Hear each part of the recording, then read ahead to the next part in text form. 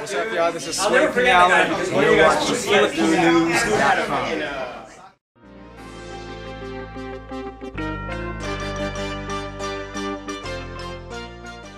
There's a lot of criticism about the Filipinos, meaning that they don't get involved. They don't do a whole lot to the civic life of this particular state and the particular community here. And oftentimes I say to a lot of those critics, the reason why they're not that involved is that they are so busy. They're so busy raising their families.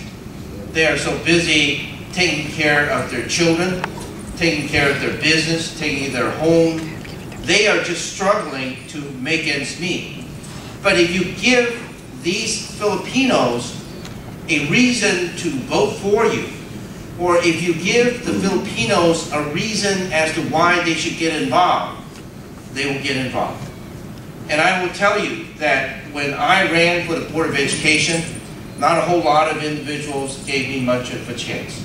When I ran for the Board of Supervisors, the same happened. Then the Assembly, and definitely the Senate. When I ran for the Senate, I had never run in San Mateo County. I only had a portion of San Mateo County, and that was in Daly City, and that was for 4 years. So all of a sudden, I was taking 2/3 of San Mateo County, and yet somehow I won. And I beat out a long-term elected official in San Mateo County. And people scratch their head and say, how in the world did you do that? And I said to them very, very clearly, I won because of the Filipino community. The Filipino community makes up a large portion of San Mateo County, and they came out to vote. And the reason why they came out to vote is that I gave them a reason why they ought to vote. And part of the reason why they ought to vote is because they have been here for so long, and then yet time and time again, many of their issues get pushed aside. When we were, Francis was talking about the fact that there are so many individuals in the Filipino community that still keep Tagalog or any other Filipino language as their primary language. English is their second language. And yet there have been so many work conditions, even in San Francisco General, but in many other workplaces where it is English only.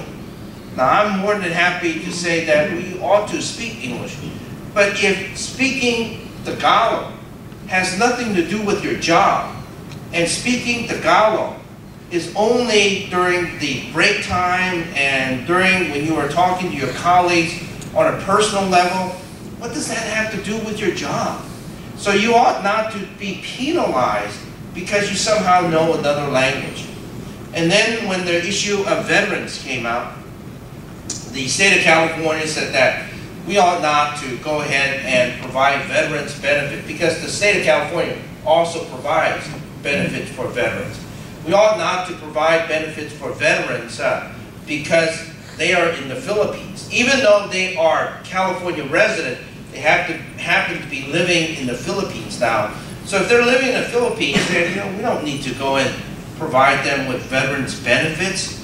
And I say, no, Governor, you can't do that. And the reason why you can't do that is that we owe a debt of gratitude to those Filipino veterans. Because of their sacrifice, we now have the freedom and the liberty that we have. And somehow, you're thankful that they're in the Philippines because the care that they are getting probably is a lot cheaper than over here. So we ought to send that money from California over there because they're going to get better care. And so we work with Republicans, work with Democrats, and we got then Governor Schwarzenegger to turn that decision around so that veterans in California would continue to get their benefits regardless of whether or not they were living in California or the Philippines. And then we also had another bill that said, so many of our children, don't really remember, don't really understand the contributions of the Filipino community to the life and the breath of the state of California. I don't know if you know, but the farm workers movement was not started by Latinos. It was started by Filipino. There was a man by the name of Leland Yee that started that movement to organize farm workers. And a year later, Cesar Chavez decided that he had better link up with Larry because the movement was moving forward. And nobody knows that history, but I do. And I do it because many of you have reminded me of that history. And so I said, well, we ought to then get a law passed that would just simply say that in addition to the Chinese, in addition to the Latinos and many other groups and so on, we ought to make sure that our history books would teach not only Filipino kids, but all kids, the contributions of the Filipinos in our state. If you go to Stockton, and you go to Modesto, and you go to Merced, you will see the life and history of how the Filipinos built that Central Valley. And so when I was on the Board of Education, many individuals said, you know, the Filipino kids, they don't need a transition school, an elementary school for them. You know, there are a lot of Chinese kids, we'll let them have one. There are a lot of Latino kids, we'll let them have one. But for the Filipino kids, I don't think we need them anymore. And this was a model program throughout the state of California, throughout these United States, that said that, you know, if you happen to come from a different country, you have a different background, a different language and so on, we're not going to kind of dump you into a regular elementary school.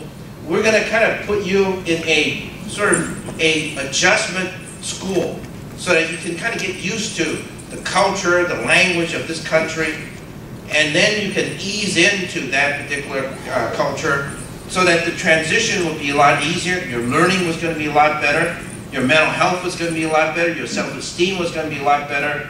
And that Filipino Education Center, who had been there for about 10 years, people decided that, well, maybe we don't need it anymore and so on. And I said, no. You know, it is an important program for all of our children. It doesn't matter if there were just beginning to be fewer and fewer Filipino kids coming into our public school. The fact that there are some kids still coming in, they deserve that time of adjustment so that they're not kind of thrown right into a foreign language, a foreign culture, foreign environment, that they ought to then benefit from some kind of a period of time of adjustment. And so while the superintendent at that time wanted to close the Filipino Education Center, I said no. And we were able to stop that. And so those are the reasons why you ought to be supportive, and those are the examples that I give to a lot of my colleagues, that give the Filipino a reason to vote for you.